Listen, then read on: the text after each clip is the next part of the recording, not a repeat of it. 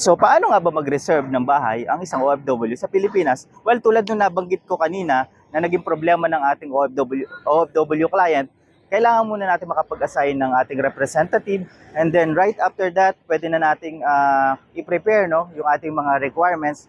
Bilang OFW, syempre, ang proof of income na kailangan nating i-present is yung ating kontrata, updated contract, na merong compensation, all pages yan, and in English translation po mga kabahay.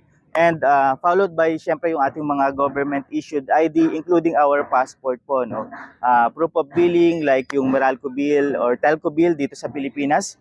And then kung ikaw ay married, of course, marriage contract, at kung kayo naman po ay single, birth certificate po mga kabahay. And then once okay na po yan mga kabahay, pwede na po tayong pumili ng ating unit, and we can go ahead and proceed sa reservation with the reservations fee.